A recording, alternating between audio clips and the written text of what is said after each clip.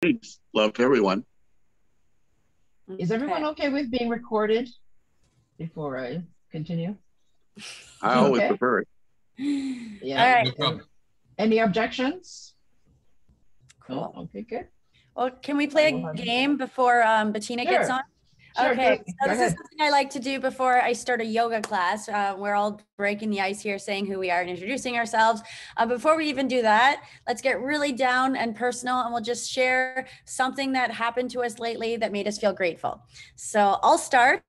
My name is Angela, and I am just grateful that I have been able to collaborate with so many of these people that are on here today. We're all sharing kind of a similar vision and mission, and also for all the wonderful things, my launching of the Restaurant Evolution, which is happening. And then tomorrow, I also have my second live cooking show called Adventures with Vegan and Plant-Based Food, which is similar to the name of this one, and they all kind of overlap. So just grateful for all the amazing things and for the beautiful people and the blessings.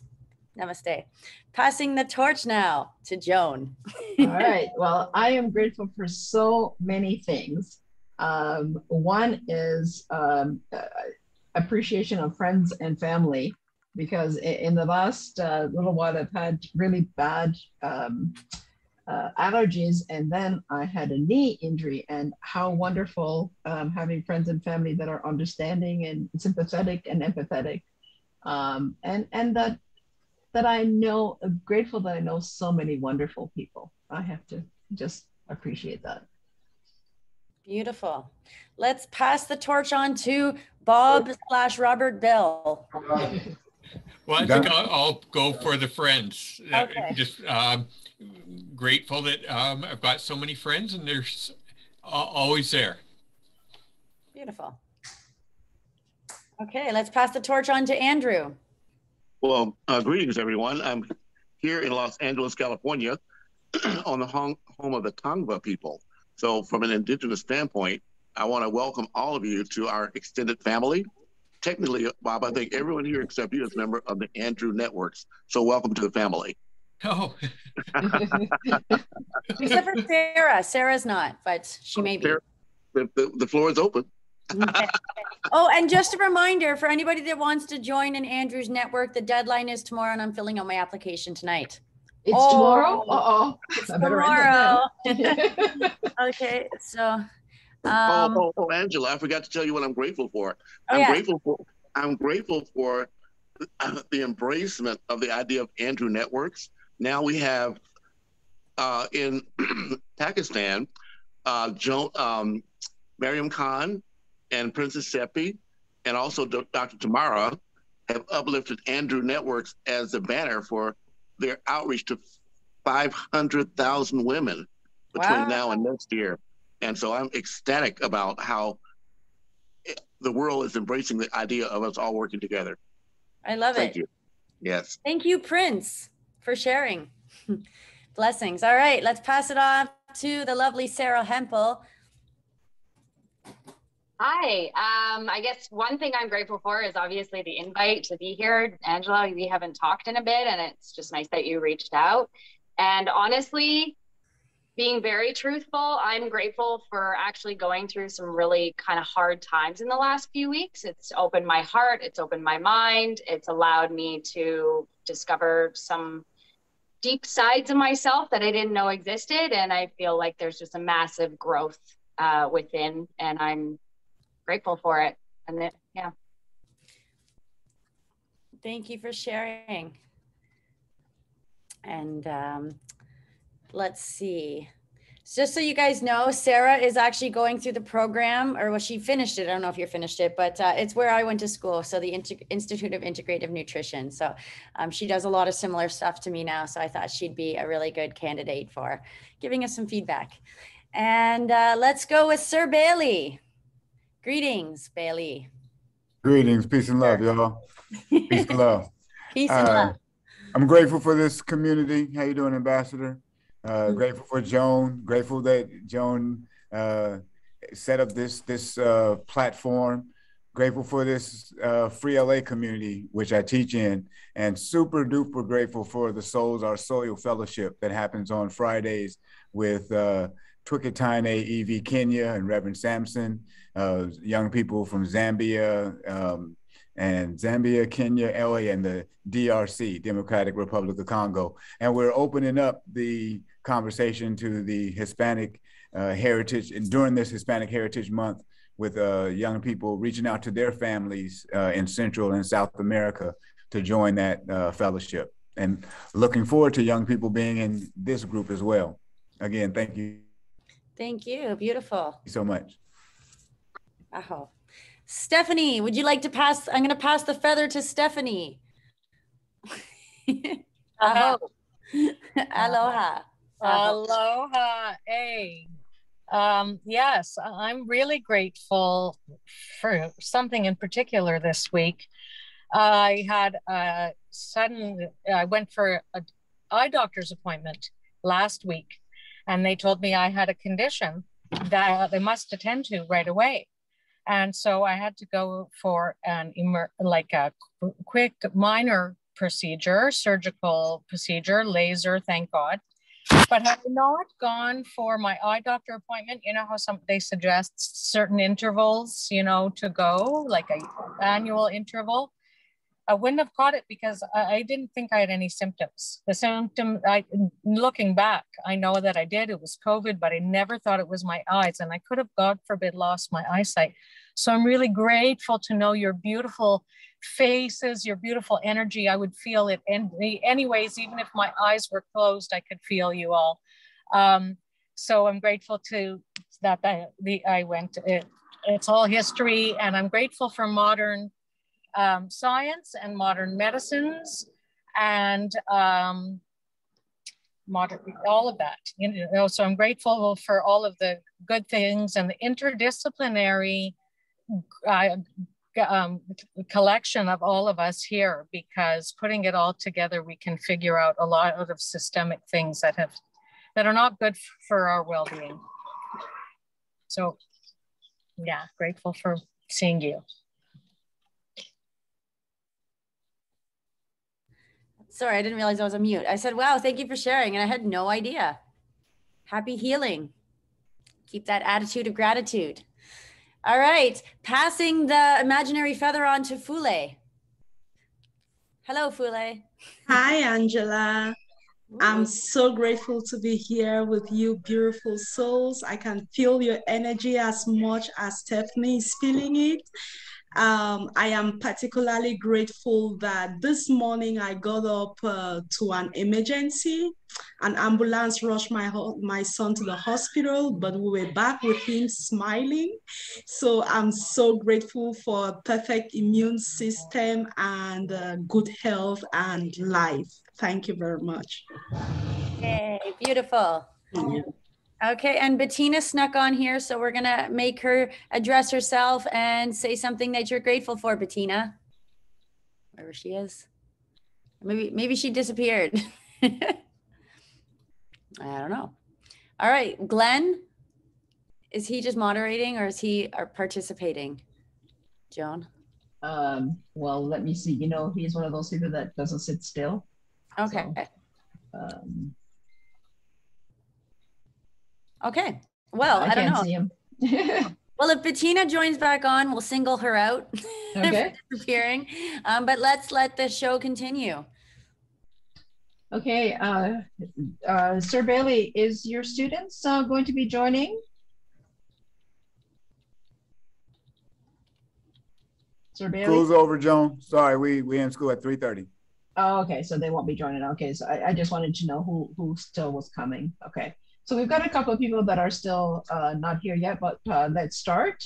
And I just want to say, as Angela just did, a warm welcome, and we're all friends here. And we decided to do this project by collaborating to, who's not here? Lloyd. Oh, yeah. Yeah. You know what? He literally just posted something in my group. Oh. I don't have my phone on me. Stephanie, are you around your phone? Okay. Well, we can send him a message. I'll give him a call. Okay. Give him a okay. call. Thanks. Yeah, he should be here. Yeah. I think he was so inviting me to a thing tomorrow, and I'm like, actually, I have my cooking show then, so I think he's a little like. Yeah, so Lloyd actually introduced Angela and I. That's why it sort of it came up, and we just like I think we met in December was the first time, and we just started talking. And from December to now, we talked and developed this idea of having how could we do something that was fun while informative, but took care not just of our bodies and our minds, but also of the environment, and while saving money and having fun. So that's sort of the first discussion we had, and so here we are. So today we have a small agenda. I think I sent it to everyone. We just want to talk to you about who we are, what the program is, and basically what we are looking for is input. One of the things working in community that, and I've been working in community, I'm going to say it, but I really shouldn't, over 42 years, is the lack of community consultation and critical input into programs that most organizations, it's after the fact they ask, when they've made the mistakes, when they could have, and be exclusive of community and said, oh, well, we learned this, so we're going to now include you. But the process is done. This way we're all friends. We feel that everyone is on the same track of wanting to improve something, their life, their food, their community. Things have to change. I think we all know it. We may not know, we may be in different paths, but we are changing it. So that's sort of what this is based on. So what we're gonna, I'm gonna start, and then Angela will be second, and then we'll ask everyone to do this. State your name, an organization if you belong to it, or just yourself. Tell us your favorite place to travel and why, or somewhere you wish to travel. And if you don't want to do that, tell us what your favorite food is. So I'm gonna say, so we're giving you lots of options. And if you don't want to do anything, something that's your favorite. So my name is Joan Kerr. I run the Foundation for Building Sustainable Communities, and I've done quite a bit of traveling. My favorite places are, I can never choose between these, Morocco and Paris, San Francisco as well, but I haven't been there for quite a while, but it was my favorite at one time. Food, I love food first of all, but I have to say I'm East Indian and I still love curry. So in any form with roti. So that's my quick introduction. Okay. So Angela. I'll continue. So I'm Angela. I'm the founder of Kindred Kitchens. I'm also an artist known as Angela Argentina, and I'm launching the Restaurant Evolution under Kindred Kitchens. And I'm also Cisco Canada's vegan and plant-based chef, and I have a cooking show.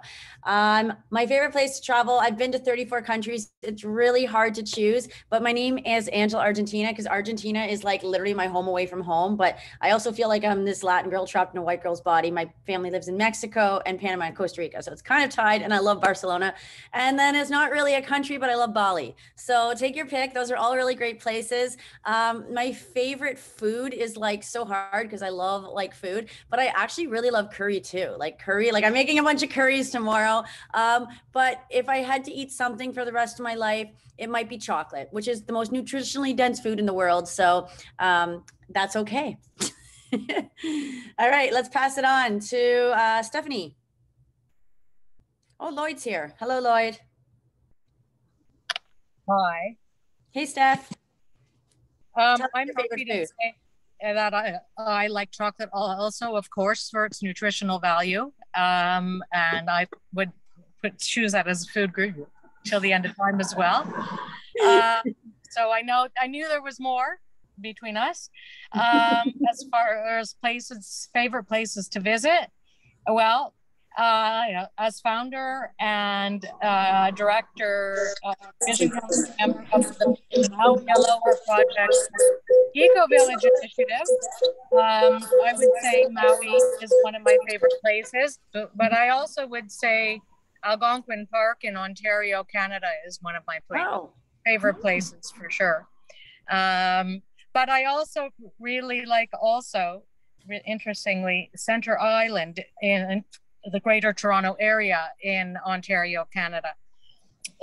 So Have you ever been to Canada? Any other questions? Oh, Would you I'm go? also my doctoral student at University of Toronto in education, and I'm here for the merger of all the things we know. Let's go. 1 second, Stephanie. Stephanie, 1 sec. Can you mute your there we go. It's muted. Yeah, thanks. Okay. Sorry, Steph. Continue. No, I just said I'm a doctoral candidate at the University of Toronto, OIC in education and curriculum planning, holistic education. And I'm here, I'm really glad that we're finally merging all the things that we know with children and youth going forward so that we can all be sustainable and regenerative. And climate action and all of that for me is also about humankind to each other. So I'm glad that you're including the culture and the community, because that's really important. Thank you. All right, Lloyd, are you there? All right, you just have to tell us who you are, where you like to travel, and what's your favorite food, and what you do. Let me see. I'm trying to start my video. There we go. Okay, so Lloyd Humphrey from the Global Unity Network and managed by the Global Unity Business Group. So we are developing a network of networks that is a hybrid virtual and in-person training network globally that allows people to learn about what we call the regenerative solutions to achieving the global goals, starting with the Sustainable Development Goals. So we are attempting to set up a virtual collaborative network alongside a network of what we call Unity Gardens, starting with the Climate Smart Victory Gardens, CSV Gardens, from Joan. Joan. All right, what's your favorite food? So my favorite food, it's a difficult one, but I love the chocolate. But actually, I actually have to say kimchi. It's something. There's a story behind it, because the first time I went to Korea, I hated it, and now I love it, and I have to have it in the fridge all the time, and I have it with every meal. It is something that I grew accustomed to after having visited Korea probably 20-something odd times. Nice. And so, yeah, I've traveled in a lot of countries. My favorite place is Canada still, and I love Algonquin Park. Actually, I went up to see the colors just this weekend. Took a big long drive for about 12 hours, and we went all the way around through the park and around to the East End. Went with my sister. But another place I really love, of course, is Taiwan, where my wife is from. And I do love Korea and Asia in general.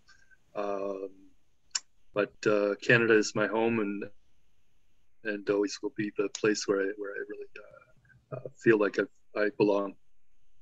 Thank you. Thank you for sharing. Okay, randomly picking Sarah.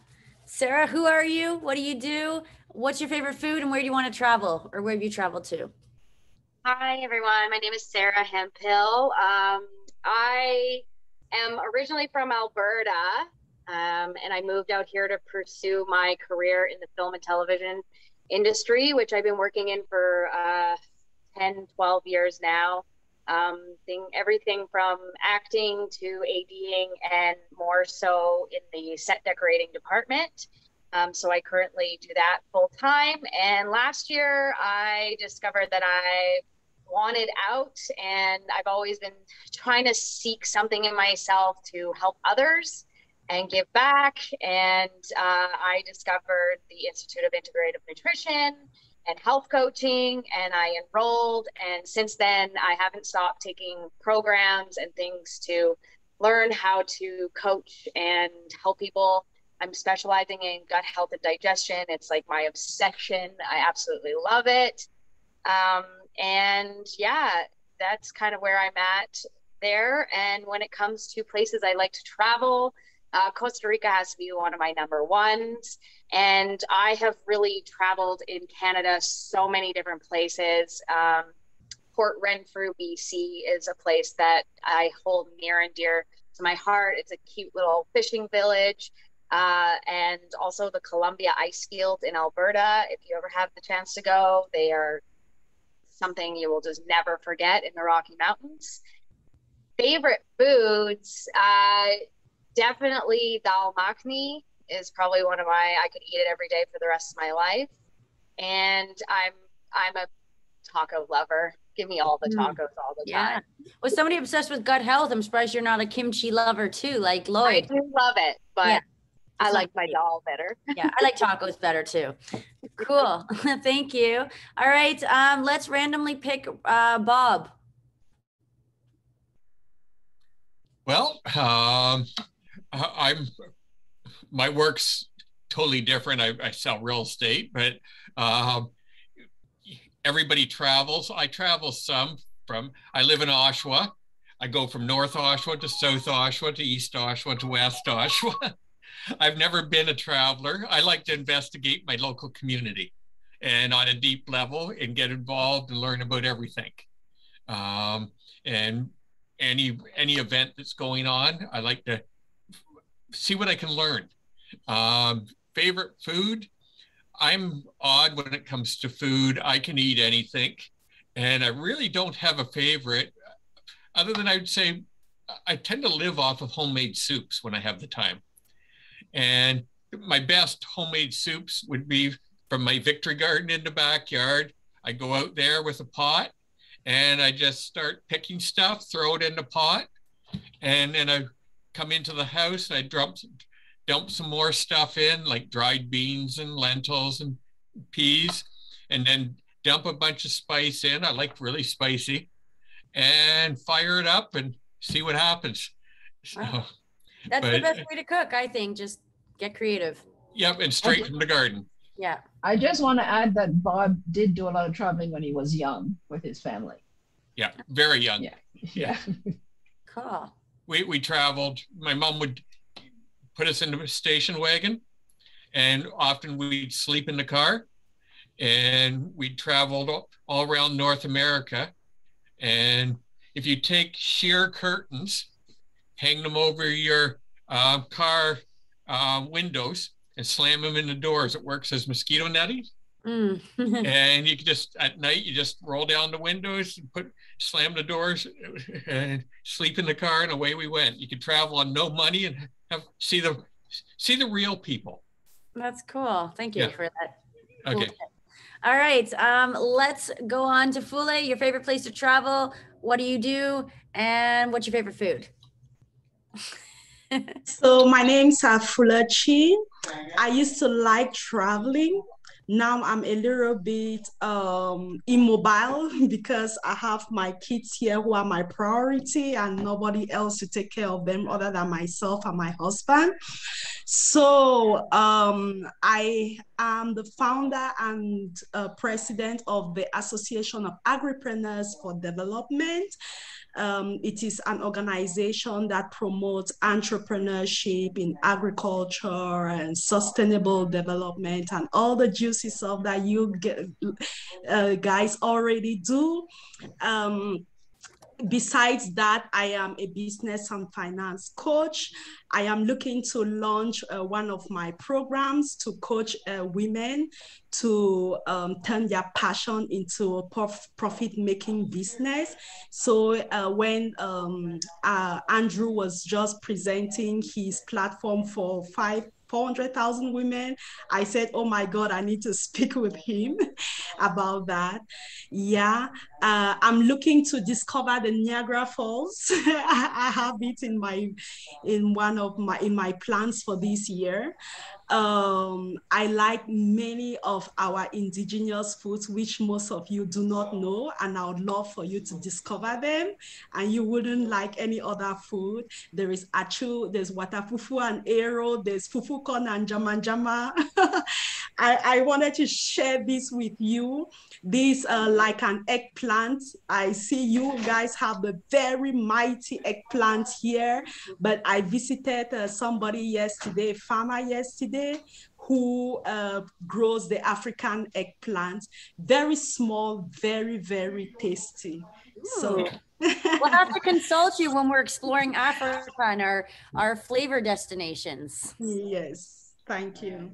Cool. Thank you. All right, let's go for Andrew. Okay, I guess I'm ready. All right. This is Andrew Williams Jr. I think Sir Bailey is the only one here that knows me as Ambassador Andrew Williams Jr. I know you as Prince. Well, I have a lot of evolutions. The ambassador started back in 2009. I was one of the first 200 Facebook ambassadors of all things. So since then, I've been gifted to be able to involve my own ambassador network around the world.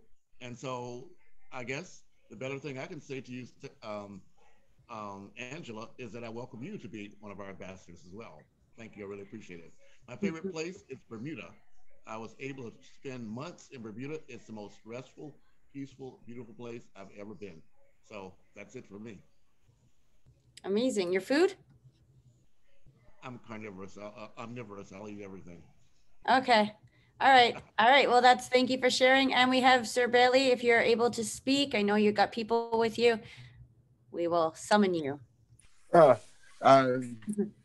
earth is the Lord's and the fullness thereof. I love every place. Mostly, I haven't been every place, but every place I've gone, I loved. Grand Canyon, certainly majestic, and seeing the island from South Africa, where the prison is that held Mandela, Robben Island. I don't know what Robben Island looks like. It's probably not a beautiful place to be, but standing at the edge of South Africa and looking over the water, that was a good point. Food, I had no idea. Chocolate was good for you. Oh my goodness. I was gonna say my mom's chicken enchilada, but that's gonna come second to like a hot fudge sundae or something. I love chocolate. Yeah, I love chocolate. And what was the other question? That was it. You said where you like to travel and the food, and you introduced yourself. So we're good. Voila. Thank you for sharing. Beautiful, Joan. You're muted. I'm unmuted. Here I am. So great, wonderful people, wonderful information. So let's go on to the next section, which is to talk about why we're here, which I alluded to earlier. And it's wonderful talking to, I usually don't have a group that is already on board. So I don't have to preach to the choir, as they say. So definitely the Adventures for in Smart Food is about a community program, and this is setting the stage right now, having a committed community, because that's what we need in order to make a change, because the great people out there, number of people who they want to make changes, they don't know how. So our group, I think, is in a powerful situation to work together and make those changes. And that's why this is so important.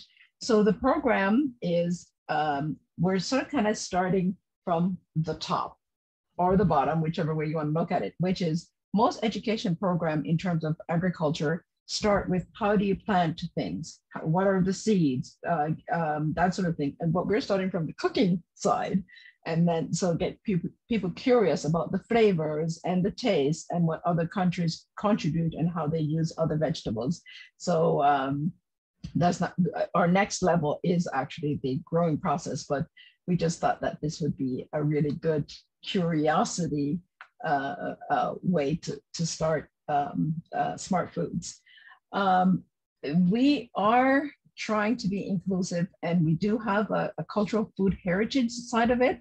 And so that's a bit tricky because we're also going to learn a lot about, as people mentioned, you know, that if we taste some of our foods, we'll never go back. You know, Lloyd mentioned kimchi. Of course, chocolate, everybody loves chocolate. I don't love chocolate. I'm addicted to chocolate. So we won't even have it in the house because I just have to smell it. And I can find it. So no, truly, I am not joking.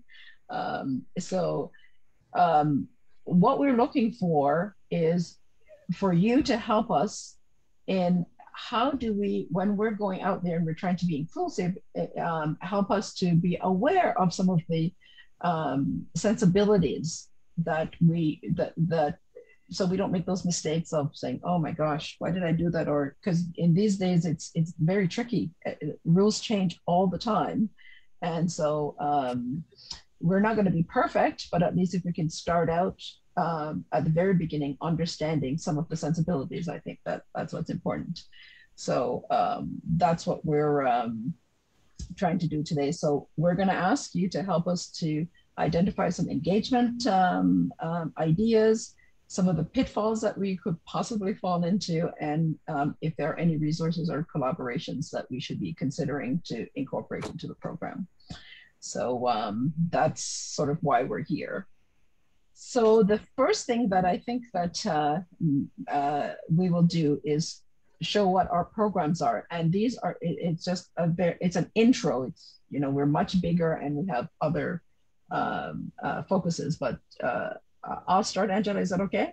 Yeah. I'll tell you a little bit about what the Climate Smart Victory Garden is, and I'm going to share my screen. I only have 10. Here we go. And I'm really horrible at technology. Is everybody seeing my screen? Yeah? Yes. Yes. Yeah. Oh, fantastic. The first try. Yes, All it right. is. I'm getting better. And you can see the whole screen, or? It seems like it. It's like the PDF. Yeah. Yeah. Okay. Good. So the Climate Smart Victory Garden, we call it CSVG, came out of our first Oshawa Victory Garden, which Glenn and Bob did way back in 2011 or 2010, which graduated to a much larger program, which was the Canadian Victory Garden.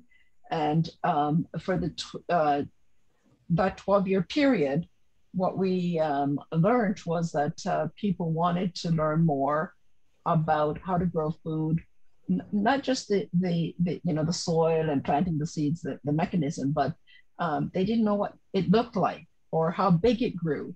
It was as simple as that. So they kept asking us, and that's how we started to listen. And the Canadian Victory Garden became a demonstration and teaching garden just by evolving into that. We're a group of people that are passionate not just about food, but about community. As Bob said, he's involved in the community, so am I. And all of our people that we associate with are from every part of our community. We at FBSC, we don't say that we don't want you. We say, how can we incorporate you? That's basically our philosophy. So whether you're an artist, a business person, whatever your political or religious beliefs are, it's your business, not ours. As long as you want to make a difference, we will work with you. What we want is to show that people can work toward a more inclusive and equitable society. And that's our main goal. Because that's the only way you're going to have a sustainable community, is if everyone is appreciated and equal.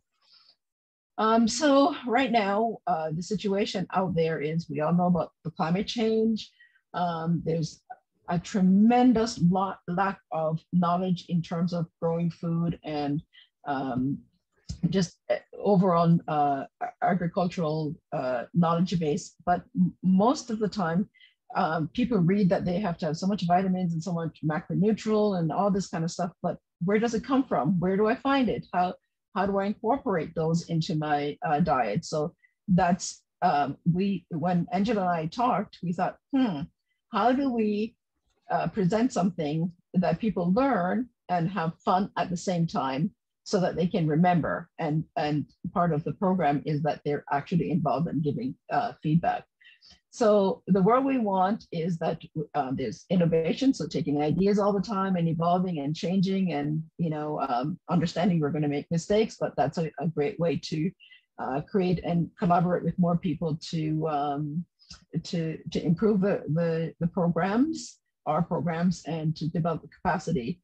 And one of the things is to tie everything to the Sustainable Development Goals.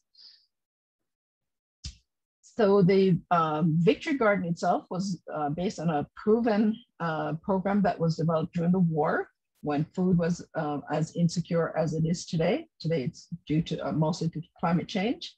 And so we took that program and did an innovation. And Lloyd and I had many conversations about this over the years. We both belong to a program called Science for Peace. And we took some of those, that research, said, how can we come up with programs that can address those issues? And so we put the innovation of adding smart technologies. The cultural food heritage is very, very important to me. And so we incorporated that, but also the climate smart agriculture techniques of mitigation and adaptation, conservation.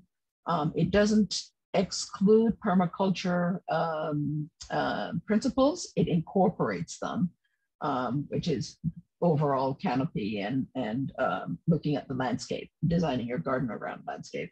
So the goal is that the Climate Smart Victory Garden is for you to learn, to share, and celebrate with each other. How we celebrate, we haven't done it this year or the year before, last year, but we used to have a community harvest using food from the Victory Garden. So the Climate Smart Victory Garden is designed for collaboration. Angela, I'm collaborating with Fruly, I'm collaborating with Lloyd, I'm collaborating with Stephanie and others, but since they're on the call, because that's the power of community, is that we do collaborate, because we're not meant to work on our own. You're only a genius in your own mind if you work by yourself. So it's based on a framework. So I'll speak about some of the projects we have in a minute, but we want to build awareness and take all of the proven strategies from the Victory Garden, like civic engagement, the education, the entrepreneurship, and mobilize people to participate not just in a garden or growing their own food, but also to get their politicians on board to accept and put in infrastructures to create gardens everywhere. And some of our programs are also culturally and economic development, because they're actually earning money from a Victory Garden. And speaking of earning money, our current programs, we're working with the GTA. Stephanie is on the call. Fiona, we're working with her for the Montreal We're in discussions around her program as well. She wants to do a certified Victory Garden. We have a really nice garden in Sharon, Newmarket, which Lloyd knows Kaylee. She's a coordinator for that. That's actually a pretty phenomenal program right now. The DR Congo, we're working with, and I'm hesitating because so many times that program was supposed to start, but with the US embargo and political strife, it goes in and out and whatever. So so it's still ongoing. And we're working with the Institute for Engineers for that program. The same as Zimbabwe, they're doing an aquaculture economic development project. And our showcase project is in Tanzania, where a garden was created remotely. And now that it was created in 2017 was the first time. And they now have a full project, including employment for 2 women and 2 youth. So we're very proud of that one. And so how we get project is actually just by having events and speaking at conferences and using our networks through all the people that we know. And again, that's our strategy. This is a project that we did with the youth and police at Durham College. They did over 3 years the leadership program with us. So I'm going through this really fast. There's so much I want to tell you, but I can't take forever. So and I'll get excited and start talking Victory Garden forever, and everybody will be sleeping. So anyway, there is Bob and I, Glenn and I, and I just want to show this one that I did look like that about 12 years ago. So didn't look like this before. But anyway, thank you so much. Any questions? Oh, good. So Angela, over to you. And I think you're on mute. You're on mute, Angela. Unmute myself. There we go. Yeah.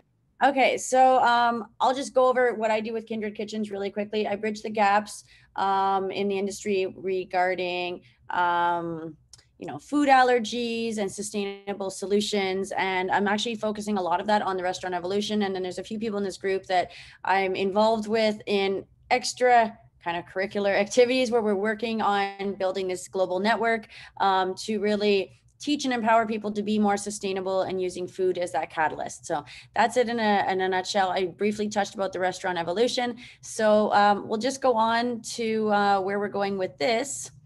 And I think, what am I supposed to do? I think I'm just going to go over the program guide, aren't I? And talk about the tours. Yeah. Okay.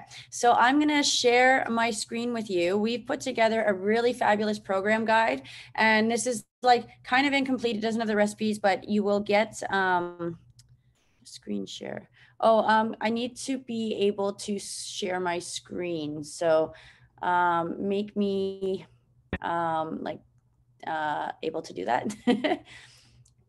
So to do that, I think is Glenn's doing it. So what you do is you click on me and make me like a co-host, and then I will be able to screen share, I believe. Otherwise, Joan, you can share it and I'll talk through it. Do you want to do that? I think, Angela, I think you can screen share. Oh, can I? It says host disabled attendee screen sharing. Oh, naughty, naughty. Yeah. Naughty, naughty. I'm on to you. Yeah, he just said he gave me, but it's not on mine, so he's just gonna do it. Okay. Start video. Yeah, no, it doesn't allow me to do it. Huh.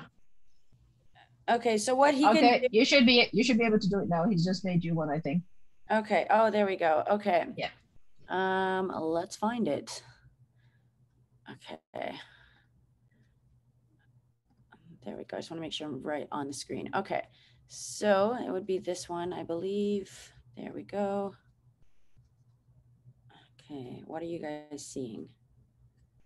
No, I don't know if you're seeing my screen. Are you seeing my screen?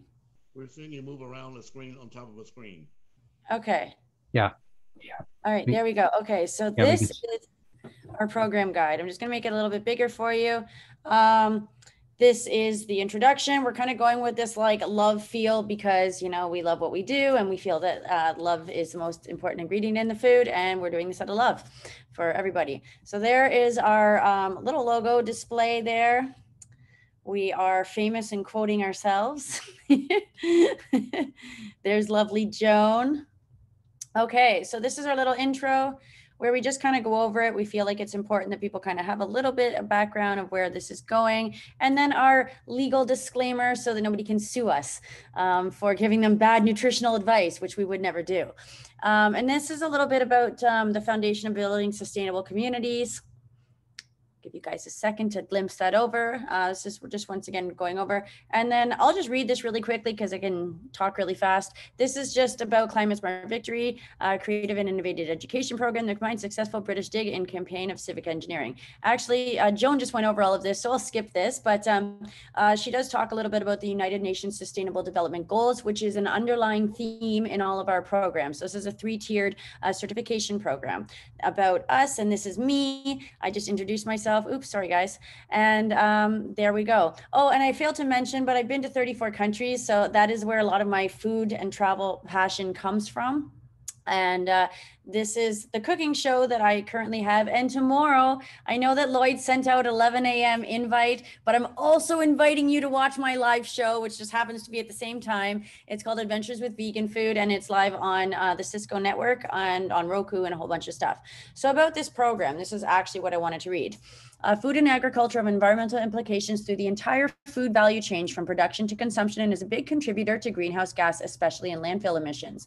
This webinar, or the webinars, are designed to reduce individual carbon footprints by the actions that are suggested, such as plant-based recipes, virtual travels, reduced printing, planning grocery trips, and decreasing food waste. These are some of the outcomes that will be achieved. How fun is that?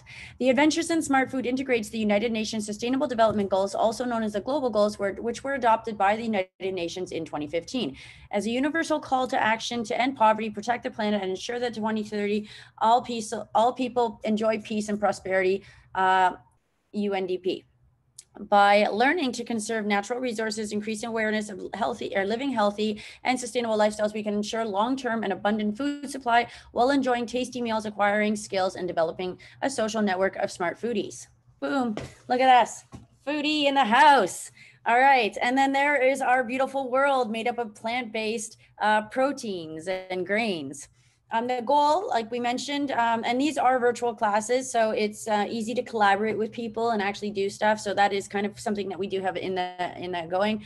Canada Food states that the food guide states nutritious food is a foundation for healthy eating, and these align with our goals in the Smart Food collaboration to present ways to consciously make healthy food choices, explore and honor cultural food recipes, and connect partnerships to share tips, stories, and cooking methods. So this is also something that we're going to do, is find some sponsors so we can get coupons and stuff like that for people as well, locally and internationally. The purpose of the Adventures in Smart Food is to have fun. That's like food and fun are our 2 main ingredients, and then everything else is learning. Is to have fun while learning about easy, fun, quick ways of eating healthy. Tasty too. We strongly suggest you work with your doctor to make decisions that are healthful to you. There's once again the disclaimer, because our food is healthy. And for those, which none of you guys are these people, but if you don't know what the Sustainable Development Goals are, ta-da, there they are. And we've listed them out for you, and we are actually impacting several of those. And then we also, as I mentioned, this is a 3-tiered program. So the first one is the cooking, and then we go on to the Climate Smart certification, and then the Smart Entrepreneurship one, which we will get into when the time is. But right now, you'll just have to hang in suspense. But that's coming, and it's going to be fabulous, and more partnerships to come with that. So now we're getting actually into the program. So this is where it all begins. Get ready, buckle up, and grab your passports, everybody. We're going traveling, taking a tasty trip around the world. So number one is we're focusing on being healthy, hip, and holistic, which just happens to be my tagline, but everything also ties into that. So healthy is just because we're talking about local ingredients that nourish the body and also celebrate cultural heritage. The hip is because we are creating trendsetters of people that not only focus on health, but also focus on sustainability and regenerative solutions to create a conscious community. And the holistic part is that this is like using food as medicine, and also helping people through the Ration program, which Joan will probably get into a little bit later. We're helping people eliminate some of the things that are toxins, and they're part of our everyday lifestyle and eating habits. Around the world in 8 days. And this is actually 8 days. That translates to 8 months because we're doing this once a month. And we're starting off in Canada. And then this is going to be kind of a similar template that is going to go for every single country that we are exploring, right? So we just give a little background on like the political stance and like, you know, where the capital city is.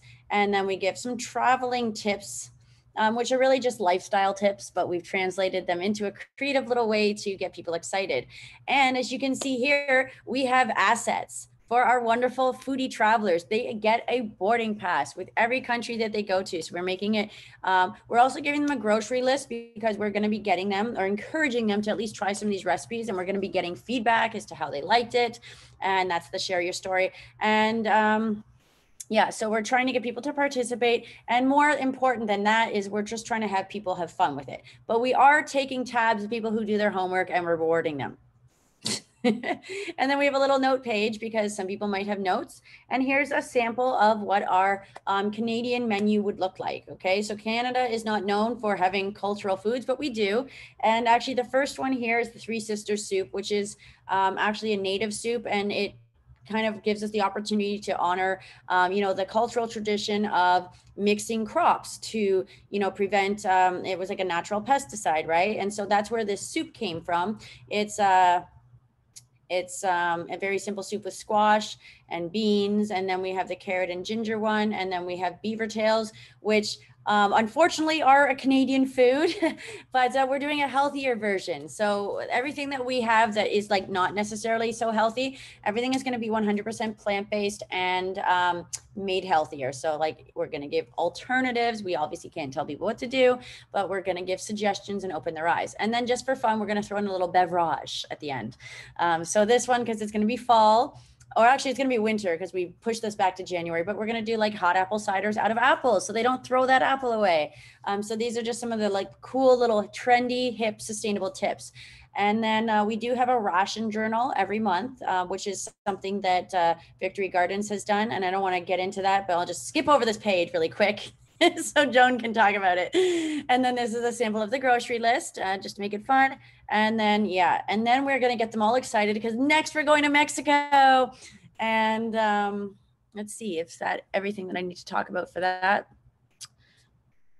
The program guide. Okay, and now while I have the screen and I have your undivided attention, I'm just going to show you what my cooking schools kind of would look like. So I'll just give you a little sample of, this is my cooking show. This was my last one where we went to Mexico. So we're going to Mexico. Hello, my name is Angela and I am this is my kitchen. Kitchens, and you are invited to join me today on my adventures with vegan and plant-based food. Today we are going green. So I'm going to kick it green, making everything a little healthier and lean with a Mexican theme. So it's going to be fun. We're going to go beyond the taco, beyond the burrito, and lots of nutritious, delicious, tasty treats for you. Okay, so there's my commercial. Okay, so moving on, I'll just skip over that there. And okay, so I'll just give you guys a little bit of the thing. Let's see back here. You know me and my fried onion. So I don't know if you guys know, but you can use cabbage for everything. So this is me making a cabbage burrito. And I'll try and show you guys at the end where I do the food. So everything that is sprouted or microgreens, it doubles in nutrition and it just adds a lot of color and I think vitality. So there we go. There's some of the beautiful product shots. Okay, and just to humor you while I have you here, I do actually, what did I just put on the desktop? I have, okay, let me just find it in here. Okay, Dulce, I did something for this Good Food China, and I'll show you if I can find it. Is that it? Okay, so this is something that I made for Good Food China. Can you guys see this video? Hello, my name is Angela. Okay. So this is me going to Argentina. So they reached out to me. I'm not an Argentinian, but they thought I was. So I told them I wasn't, but they got me to do these recipes anyways. So dishes, making a healthier and vegan version of it. I'm going to veganize a dulce de leche, which literally translates to the sweetness of milk. All you will need are 2 cans of coconut milk. You will need brown sugar or coconut sugar and a little pink Himalayan sea salt. All right, we're moving along. So and this is me making it just so you guys can see because I edited this one. The other one's live, so. All right, and then, oh yeah. Don't you guys just want to eat now? Okay, and then I actually go into chimichurri, which is It's like a pesto. So I'm just gonna zoom through it. I did the whole thing, but instead of using it on steak, obviously this is a vegan dish. So I made portobello steaks. There's me being a nerd. And so anyways, then I made it, that is it. And then I made a portobello steak.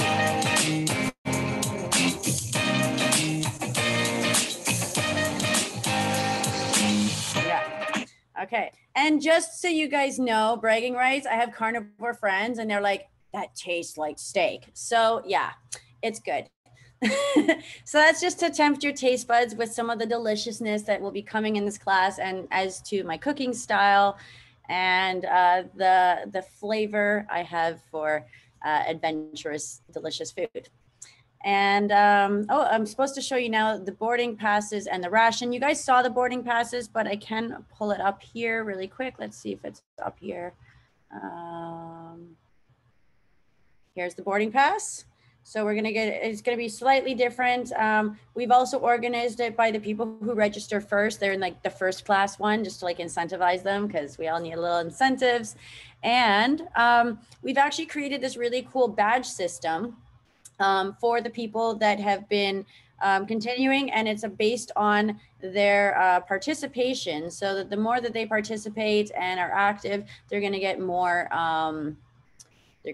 badges. Adventures with Smart Food. So hold on, let me just go into badges.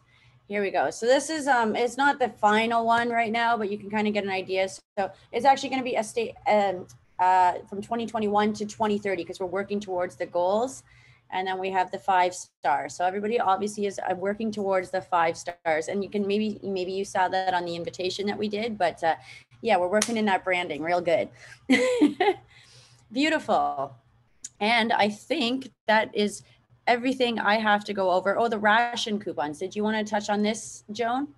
Since you're the ration queen. Okay.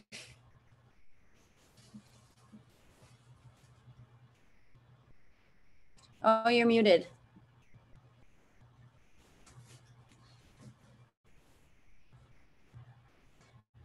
I was in full screen, sorry. Oh, no worries. Oh, I'll take it off mine now if I can. Yeah, so now you've made me really hungry and wanting to, you know, so if that's an example of what we're going to do, I'm already hungry and excited. So that was a great presentation. Thank you so much. And the coconut milk, I grew up drinking coconut milk because I was brought up in the West Indies, right? So we actually drank coconut water from the coconut. Nice. That's I'm talking about that tomorrow on my show, because we're going to talk about Vietnam. Yeah, well, we used to have 3 coconut trees in our yard. Anyway, so the Victory Garden had something called ration tickets, which the government issued because there was food unavailability. So women would go to a place, usually government run, and they would be stamped for sugar, butter, and various items. And so they had to use that for a whole week. And it's really quite interesting how some of the things that we use today are from that time. For example, I didn't grow up with this, but I hear that most Canadians seem to have been grown up with it, is macaroni and cheese. Macaroni and cheese was one of the results of cost-effective rationing food that the government had. So oh my, we still have it. So with the ration coupons, every one of our sessions, we're going to focus on 1 ration tickets. And so that's part of their homework, is that they have to consciously be aware of what they have to ration. So the first one is sugar. And so we will give them things that they can consider to use instead of sugar, or just to be conscious of it. We're not telling them to eliminate it, because we can't tell them to do that, but increasing maybe other stevia, honey, you know, things like that. Yeah, so salt, dairy, gluten, fish, which is farm fish, alcohol, coffee, and fast foods. So each one we're going to do like a little bit of this is what it is, this is how you can do it, and then they get their little coupons and it gets stamped. So it's just really they're not just coming to listen, they actually have to do their homework. And then they have to report on the blog on how they addressed it and how conscious they were and what were the alternatives, so that others can learn from it and actually also add to it. So that's a quick thing about the ration tickets. And I'm trying to think of Bob Bob has everything, but I don't know if he has an actual ration tickets. He can let us know at some point. I do. Yeah, see, I knew it. I have to look at the one because I want to do an authentic one for the actual series. And you and I have talked about this for many years as well. So anyway, so that's what the Russian tickets will be about. So, you know, they're going to get not just the webinar, the Russian tickets, the 5 stars. They will also win something. We're not going to say what that is because we don't know. But it's gonna be good. Yeah. So there's many things on the table, and so we're trying to have that. But they're going to be evaluated not just by attendance, but their participation and different things. So, and then the community will, part of it is from the community as well. They'll vote on what was the best suggestion, or what did they learn. So it's not just us that's looking at it, it's also the community. And so that's how they get their 5-star badge. So it's very interactive. So the overall objective, of course, is for how do they think about food, how to use what they have. A lot of people think, oh, I don't have anything in my cupboard, but you know, going through the cupboards and how do you use up what you have and add to your food. And I think this is Angela's thing, creating a formula for cooking and making it easy and fun. I like that because I can cook, but I'm not the world's best cook. So in my house, I cook about 5% of the time.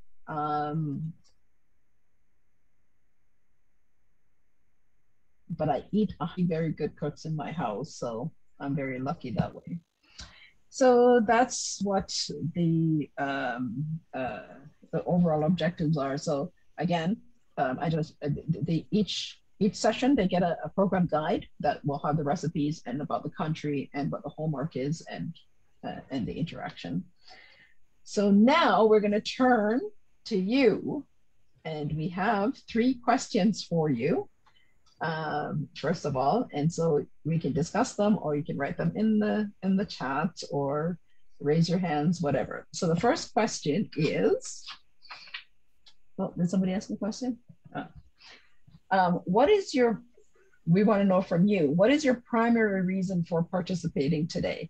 And being invited by Angela and I doesn't count because you were special while we invited you.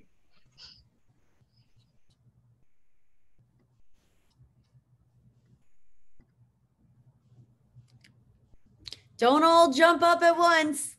So I'm going to ask Sir Bailey. Okay, let's ask Sir Bailey because he works with the youth. Sir Bailey, tell us why you agreed to come on the call today, your primary reason for participating today. Thank you for asking. To receive substantive tools for our Friday call. We're talking with young people about agribusiness and cultural exchange.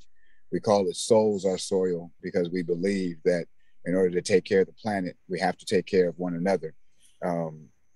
And we've been ideating for about a month, 4 sessions. And the young people from Africa are amazing with their information and their needs and goals. And so my hope is that even though we're starting once school is over, I can invite some young people from Free LA to be ambassadors of the Souls Are Soil here in this meeting and take information and activity to that community. Thank you for asking. Great, thank you. Thank you for sharing. Yeah. Yes. Oh, and also to share the work of Richard Nelson, get advice, and we really think that that's a solution to climate change and food, and it's a focal point of what we do on Friday. So yeah, that's an important part for us. All right. So you want us to dialogue and share, because we have 3 levels to this program, so that will be helpful to your youthpreneurs. Yes, right? for sure. Even getting those 2 certified by going Right. through the 3 tiers would be amazing. Okay, great. We'd like to hear that. Great, thanks. And we have a hand, we have Lloyd. So Lloyd, your reason for participating today?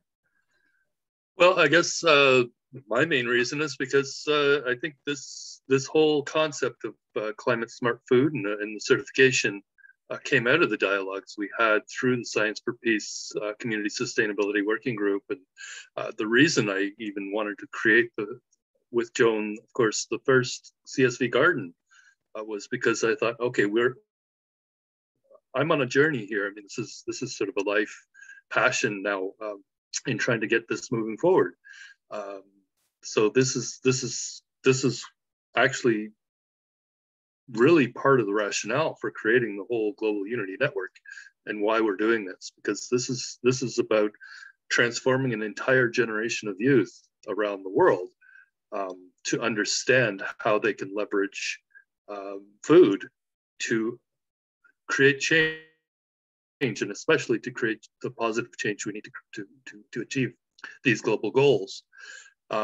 So I wanted to just say one quick thing is that this whole process of certifying is going to be important as well, because I had actually a conversation earlier today with a gentleman in Mississauga, another gentleman, I just met him. We ended up having a very long call, and so it ties into actually what Joan is doing. I remember when she told me about the .earth, so that internet site. I don't know what's the name of that exactly, but when you have the .com, .org, but this gentleman actually owns a .earth domain. First one I've ever come across, actually. And we had a very long conversation. And I think what we're going to do is align with what he's proposing as well, because it's an exciting time right now, I think, to be doing this particular work. So that's the domain name system. I was the nonprofit chair for that. Yeah, great. So Phil. Yes, John. I think in your invitation, you said you were looking for ideas. I said, okay, perhaps I have something to share. I don't know what that could be. But I think that this project, I have discussed already some of my goals with you, and there is some sort of intersection with what you're already doing, in the sense that there is sustainability, and then there is valuing cultural heritage as far as agricultural or foods are concerned. It's true that I don't go as far as kitchen work into the kitchen. Angela is a pro in that. I can't go near her as far as that's concerned. I'm ending at agriculture, and so any kind of collaboration, any kind of support, Agri4Dev and myself, we are open to that. Thank you.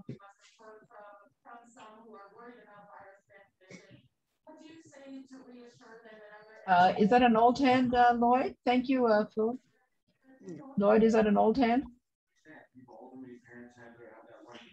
Okay, great. Yes, we have been discussing the entrepreneurship as well with the women. And so actually, I want to talk to you further because I speak with the different Climate Smart Victory Gardens every week. So now you have to be on my radar. I was speaking to every week. If you can tolerate talking to me for every week. That's not a problem. Okay, anyone else wants to answer that question? Because then I'll ask a second question. I don't see any hands. Okay, great.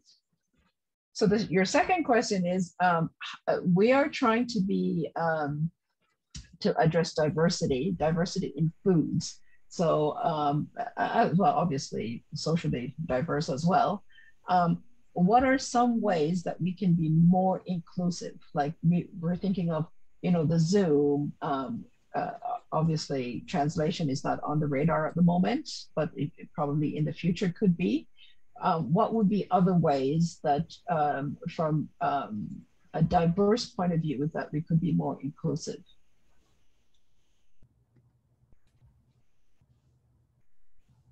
That's a hard question, I know.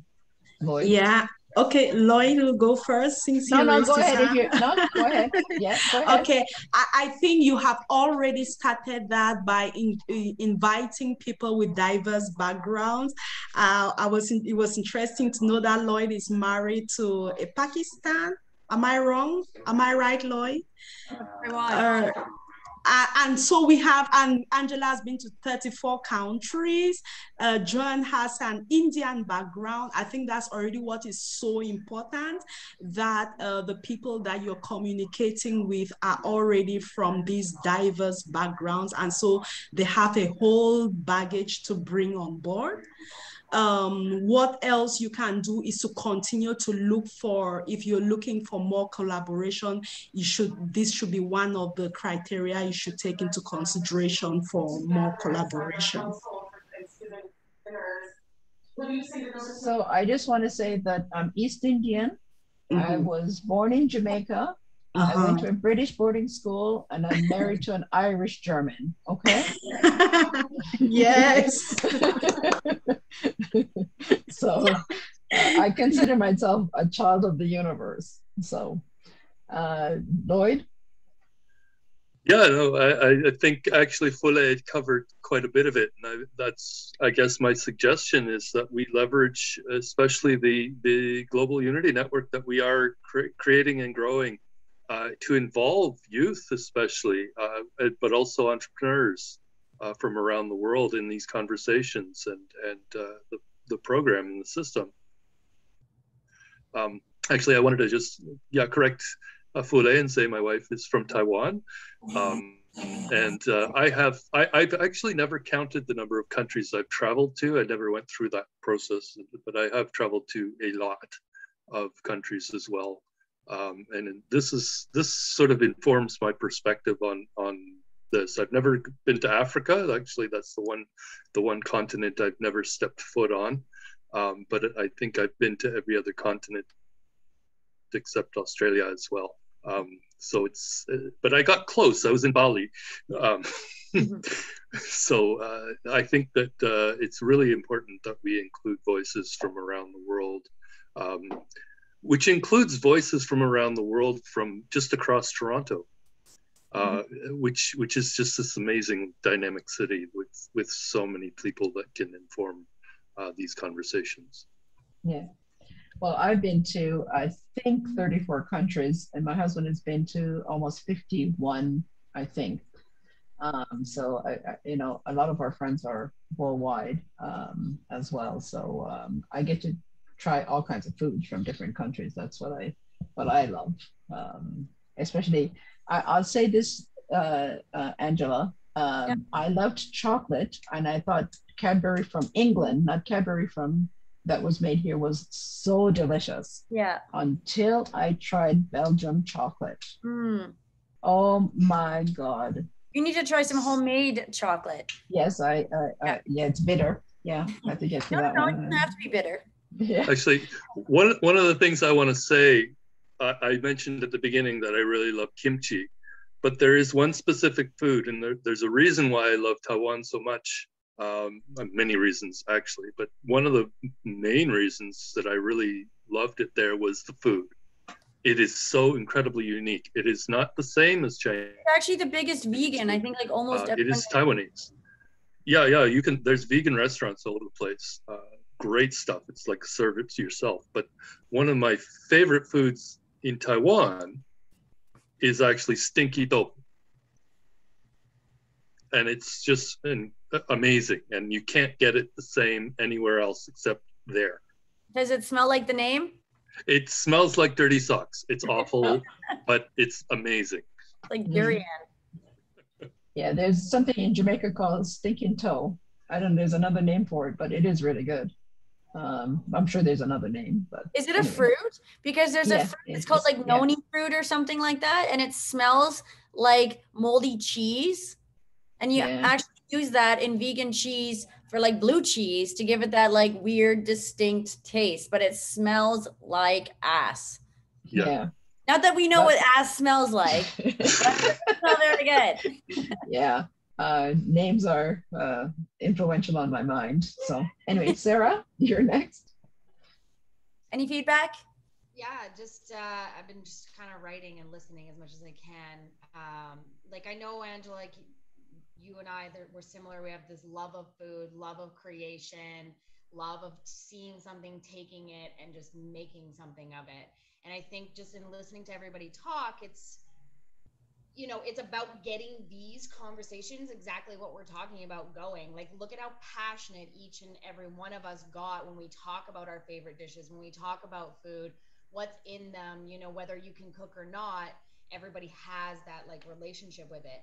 And I think it's about, you know, finding the right people. Obviously, you guys know, like, it's going to be very much in your marketing and how you brand this, how you get it out to people. That's going to bring the types of individuals in that you're seeking, you know, going to schools with this, going to the cultural hubs to find people, even getting involved with First Nations people and going and like, you know, teaching little lessons out on reservations, things like that, going and finding the groups and stuff like that, even if it's on Facebook, like doing the reach out, I think in the beginning. And obviously, like, if you can get doctors, like functional practitioners and stuff like that on board, creating that diversity. Yeah, mostly I think it's about just getting these conversations started. Yeah, that was really good advice. Yeah, very good. I hadn't thought of the doctor. That's a really good one. Thank you. Literally thinking that today, because I was thinking for like I should do a cookbook collaboration with a doctor. I was literally thinking today. So that's an excellent suggestion. It can be really as simple as like, I say this because I just had an experience myself today. I had a little bit of an injury in my hand and I went to go get a doctor's advice about it. And I just literally flat out asked him at the end of the appointment, because his energy was so incredible. I said, do you guys work with health coaches at your clinic? And he said, oh, actually, I studied at the integrative something when I went to university, and I've been looking to get people more involved in functional medicine and all this kind of stuff. He says, so if you're looking for a health coach, I could definitely help you. And I said, well, actually, I am a health coach. And the end of the conversation ended up, we exchanged numbers, and I could literally get referrals from this man right now. So you know people, you know doctors, you know practitioners, dietitians, nutritionists who are looking for these types of things to refer their clients to, or even just get involved in, right? That's great, because what we want is not just to have foodies, right? It's to have that diverse, but the doctors is an excellent one. So if I could mention quickly on that subject, this morning at 11, I watched the launch event for the Sao Paulo Declaration on Planetary Health. So did I. And you may recall that many of the presenters were health practitioners. That's right. So I think there is a very good tie-in with many of those kinds of organizations that are led by doctors and medical practitioners and health providers in terms of holistic health. So we've got Lloyd, that's an old hand. And Sarah, are you going again, or that's an old hand as well? I didn't see any other hands. Nope. All right, so the next question we have, you can hear me okay, right? Yes. Is, can you suggest any resources that we should consider when developing this program? Because we're trying to make it as comprehensive as possible, not just diverse, but comprehensive in terms of information. Could you repeat that? It was broken up there. Yeah, can you suggest any resources? So people or, you know, websites, anything like that. So far we have things like, you know, obviously the UN, Food and Administration Organization, FAO, UN Development Agency or program, you know, all of those sorts of big Canada, for me anyway, that I've gotten the Health Canada, lots of the US ones, things like that. So are there any groups? I know Sarah mentioned, you know, the doctors and practitioner, maybe that's some groups that we should be joining. I don't have memberships in those groups, but I have membership in lots of environmental groups, like hundreds of them. Cultural groups, of course, as well. So somebody mentioned the indigenous groups as well, because they're very good in terms of, they've lost a lot of their cultural food habits, but they're rediscovering them. So that may be something we could work with them in terms of rediscovering some of those foods as well. So it's a good way to keep in touch with us if you can think of anything and send us any resources that you have. We don't have to answer them right now.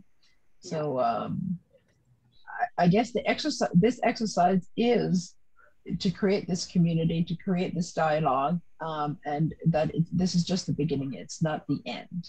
Now I see one hand up. Is there a hand that I'm missing? It says there's a hand up. Oh, Lloyd, is your hand up? Yeah. Okay. No, I'm just thinking possibly, potentially, I don't know. I actually get the newsletter in my inbox of the Urban Land Institute, and I'm wondering if there might be some potential synergies there. These are essentially the sort of the people that are developers actually, the Urban Land Institute is a international organization across, I think, all of North America. But there's a Toronto chapter that's very strong. So these are the developers that build all our infrastructure, buildings and such things like that, condo developments and all these big things, malls and everything like that. So I'm thinking there could be potentials there. I'm hoping that they would be open to these kind of conversations. It's just looking at their newsletter. I mean, they're really involved in a lot of. They do webinars all the time. So I'm just looking at their newsletter here. They have over 700 videos and webinars from award-winning real estate library. They've been doing a lot of outreach. They have probably who knows how many tens of thousands of members. Their home is Washington D.C., but there's a Toronto chapter as well. That's possibility to explore. Okay. The Urban Land Institute, is it associated in any way with the urban, oh gosh, name just went in my head, the one that David Crombie was head of?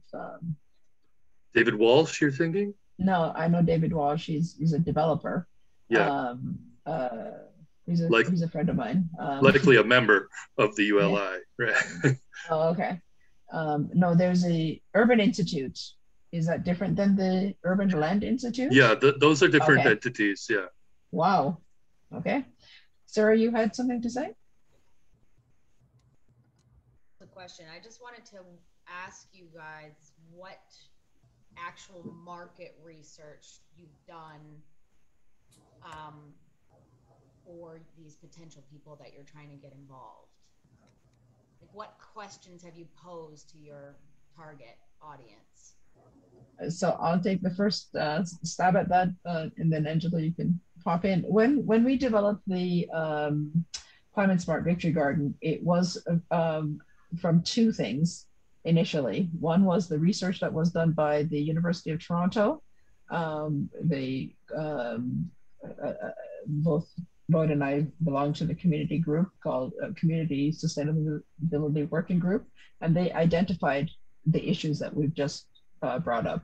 I'm also an accredited organization with the UN on sustainable development, and so we get a lot of the research from those people, as well as I work with the civil society, 45,000 of them, and get that feedback from them as well. I'm also the chair for the Institute for Engineers, and they're the chair of the sustainability group, and we got feedback from not just Africa, but from indigenous peoples as well. So we had that research and all the thousands of affiliates within those groups. So those were collections. On a more local and grassroots level, we ran the garden from our own demonstration garden and did over 38 events, and also had, Bob can clarify this with me, we had thousands of people come to the garden on a yearly basis, and the feedback was that we needed to have more agricultural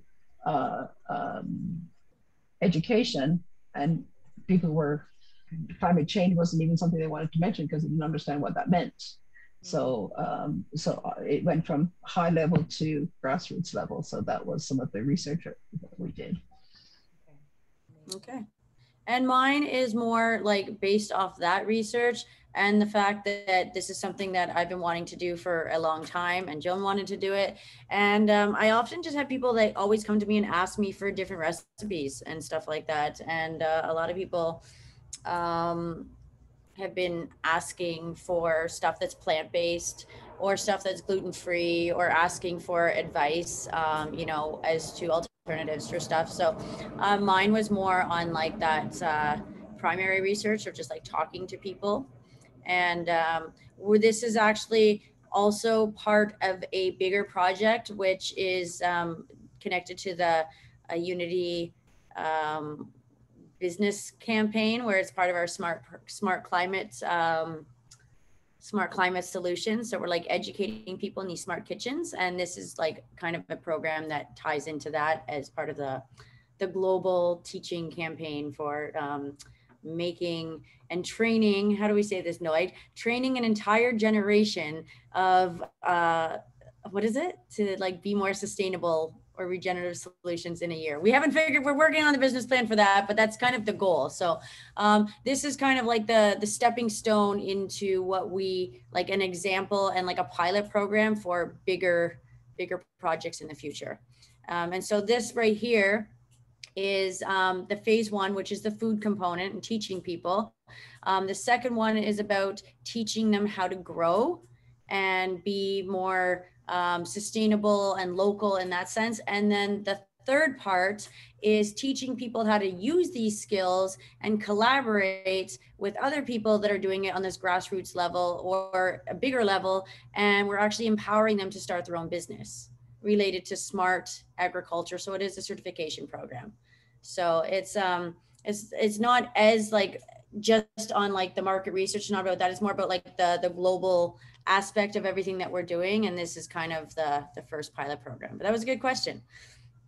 It's a very good question. I'll let Bob actually, if he wants to add to it from our demonstration garden. But Sarah, also I ran a women's resource center for 5 years, teaching women how to run their businesses. So for 5 years, and I helped start the Home and Small Business Association as well in Durham region, which then went to small office. And I've done at least, that I could count, 150 projects worldwide in implementing projects. Bob, did you want to say something about the Canadian Victory Garden and our experiences? The one thing, my perspective's a wee bit different in that I'm very local. I've never been in an airplane in my life. So like I'm not the traveler. But one thing I observe is people in groups. And I think one of the things that the Victory Garden did very well, and Glenn and Joan did very well, is there was a good diverse group And not only was there a good, diverse group, but you and we were very open to whatever they wanted to suggest. We were, okay, how can we help you do that?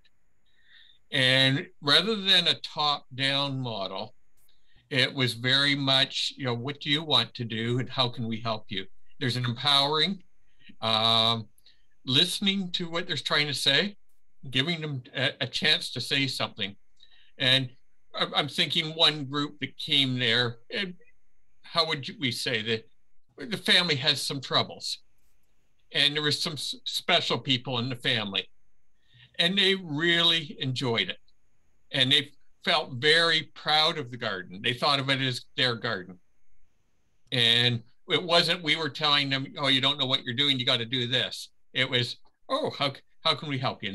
And they showed us their garden was beautiful. So I think that's really what you got to do, is you got to reach out, but also once you reach out, you got to be willing to take whatever comes back at you.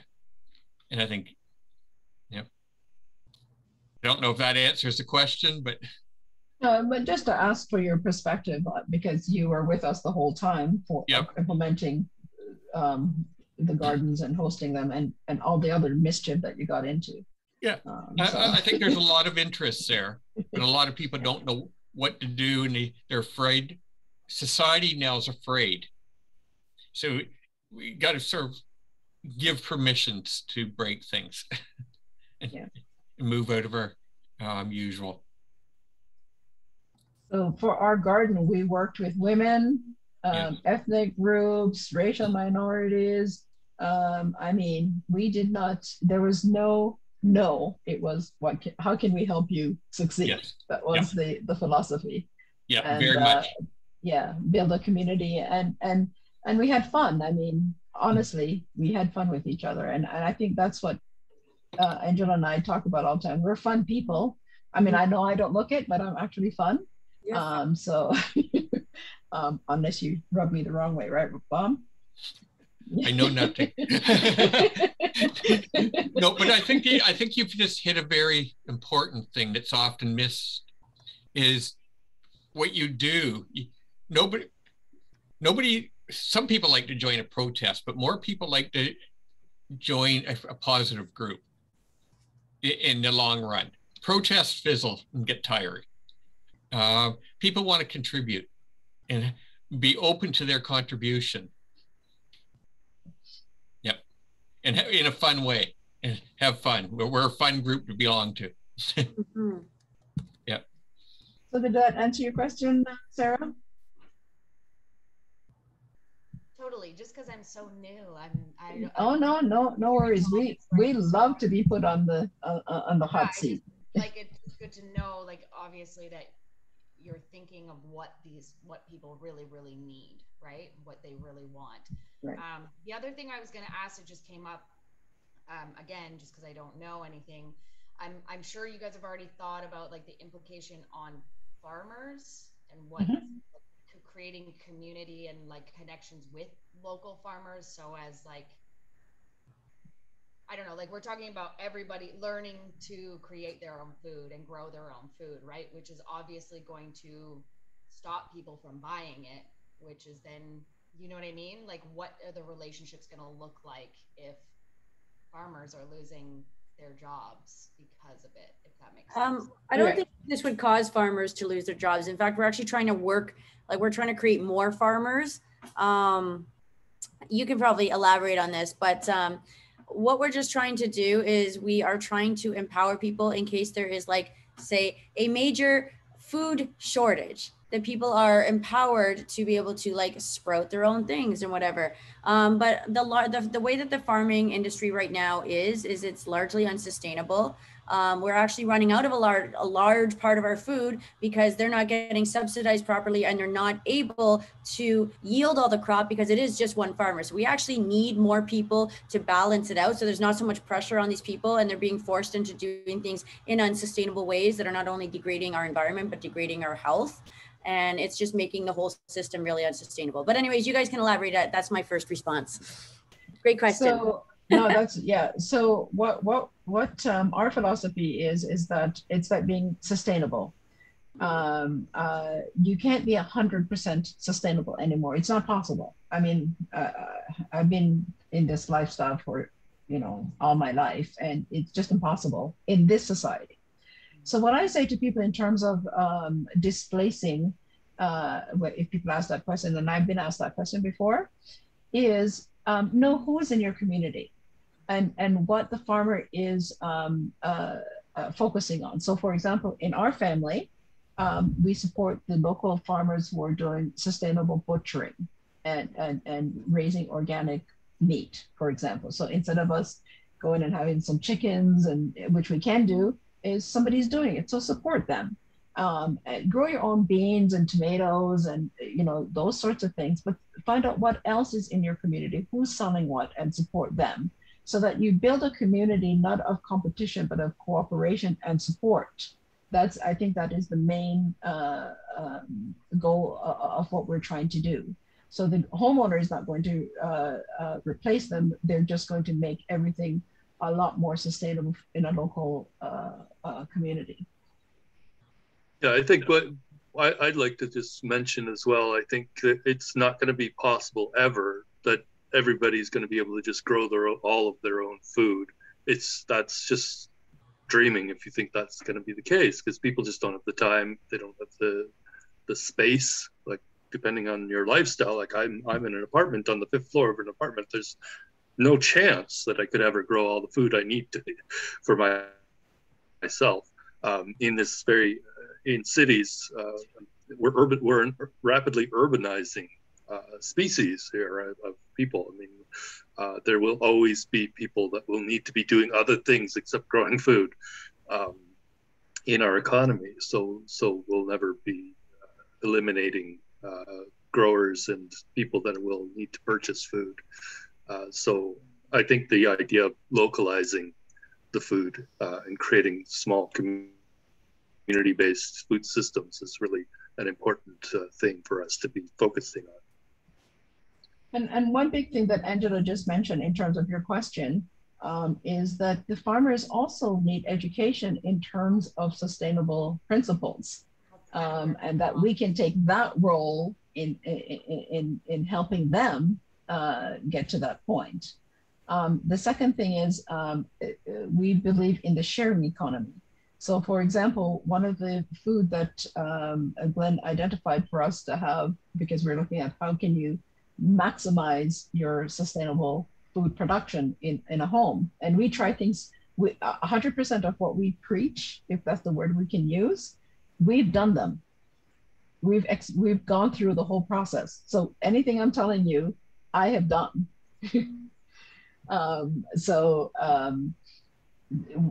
We identified a plant called pawpaw, P-A-W-P-A-W, and mentioned it to Bob. So Bob was ordering his seeds. And so instead of us ordering a package, and we both have a package, and so he bought it and he says, oh, we'll share. So we shared the seeds, and we'll share the growing tips, and we'll share it with the community once it's done. That's what we do. We do it and then we share it. So, I mean, there's more of that is needed, that not everybody has to buy a package of seeds. I tell people all the time, you can share. I mean, that's just a small example, but that's how minute and grassroots we are before we get to that top level of giving information to people.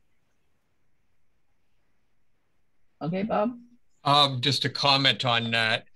With the seeds, just to carry it one step further, when we read the instructions, you guys decided to do it one way. And I says, I'm a farmer type. I'm not overly fussy. So I'm going to try planting them my way, which isn't quite how you're supposed to. And so that becomes an experiment too, to see what happens. And I do have mine planted, by the way. And yeah, you would have to throw that in, wouldn't you? Yeah. Did you notice there was a mind read there? And I just, yeah, I never asked. We have a bit of competition. If anybody on the call still left, Bob and I, So I'm East Indian and they're really known to be cheap, but the Western world knows Scottish people as being cheap. So every time we do anything that's cost effective, I'd say, oh, that's very Indian. And Bob will always have this one upmanship. Oh no, that's actually very Scottish. This is what we do and how we do it. So just we have an ongoing competition on who's cheaper and more efficient. That's where you get into the synergies and you learn, because everybody sees it a different, and that's one of the benefits of a group like this is different ideas. Yeah. So those were my questions. And any comments regarding what we're doing? I actually wanted to mention just very quickly before I forget, because I think the inclusion I remember seeing in the menus during the presentation around the beverages. So I had this idea some months ago around a tea diplomacy initiative. It isn't really fleshed out yet, but I think it's an idea that we can possibly incorporate into this program at some point through the beverage section of your program. This is an idea, actually, I was having some conversations with people in China, and there was sort of there's this obviously animosity sort of that's been stoked between the Chinese people and the Taiwanese people, with my wife being from Taiwan. I thought perhaps there's a way to leverage the tea, because they both drink tea, and I think actually all around the world everybody drinks tea. It is fairly universal. It was adopted obviously by the English tea being extremely well known, but I think all around the world the making of tea is something very universal that could be utilized as a leverage point for creating peace across territories that possibly are traditionally rivals. And so I've had this idea that possibly we could develop something on that line in terms of this, and especially actually I also was just looking at the headlines of what's happening in Taiwan just today. The headline was that China flying the record number of flights, 52 aircraft entered Taiwan's airspace just yesterday. So there's actually an escalation going on right now between China, the U.S., and Taiwan happening. So I think this could be an opportune time to sort of think about this, and I'm certainly thinking about it right now. Yeah, well, we won't get into the China-U.S. thing, but no, thanks for mentioning that. Well, we're at 8:45. We're running a little bit over time, but we started a little bit later because we're trying to include everyone. Any last words? Sarah, I'm more interested in if you have an overall opinion, because I know everyone else and they'll jump in at any time, but I hope you do feel included already. But if you have any last comments, that'd be great. Yeah, I mean, it sounds great.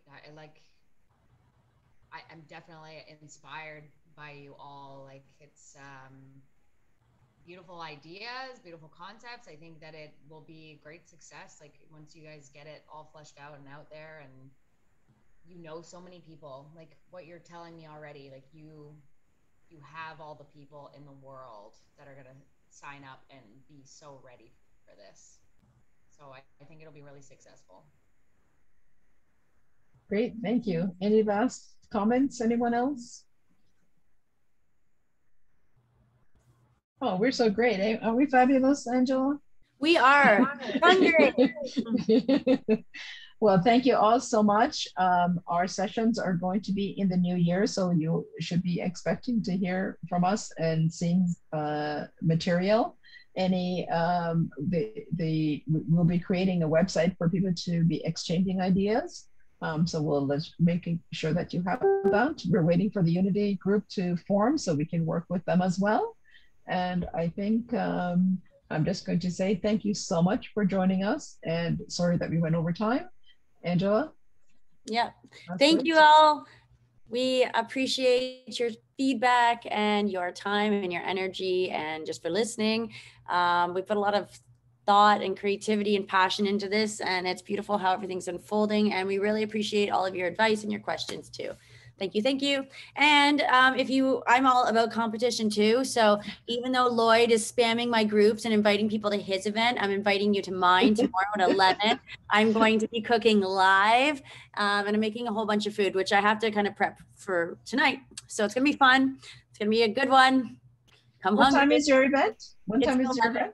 Yeah, it's at 11. So it's virtual. So you could technically virtually be in 2 places at the same time if you want to play us like that.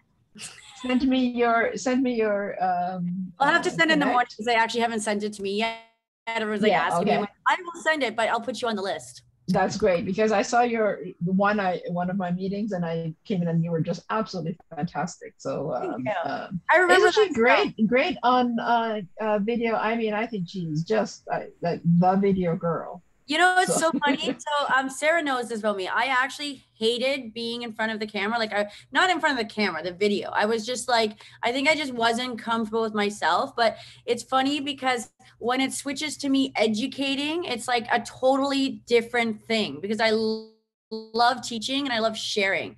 So when I take it from me performing per se, you know, into like projecting that teaching and whatever, it becomes about them. And it's like expression rather than trying to impress. So it's where the magic happened. But now I'm actually comfortable in front of it now. Like I don't really do a lot of lives, but when I'm doing it and I'm like in a role, it's like I become that actress, you know, I'm me, but I'm like confident cooking me who just wants to share and inspire. So it's fun. And the opposite is for me is true, because I'm used to speaking to audiences, large and small, you know, focus group to, you know, keynote speaking. And Bob and I have done speeches together or presentations together. And one of the things is that, as Bob says, we're very much our own people. So anyone that listens to us, we're not necessarily going to agree. And we actually have a dialogue between us, and the audience responds fantastic. Yeah. So anyway, thanks again. This has been fantastic. And I think we've learned a lot. And I'm going to wrap up and say goodbye. Nice meeting you all. Good night, guys. Have a beautiful night. Night all. Bye-bye. Yeah, thank you. Thank you, Joan. Thank you, Angela. Bye-bye. Yeah. Bye-bye. Bye-bye. Sorry, I didn't know we were overlapped on Thursday mornings at 11, Angela. Oh. It's only the first Thursday of the month. That's my only Thursday. Yeah. All right, guys. I'll forgive you this time. Okay. Bye-bye. Bye.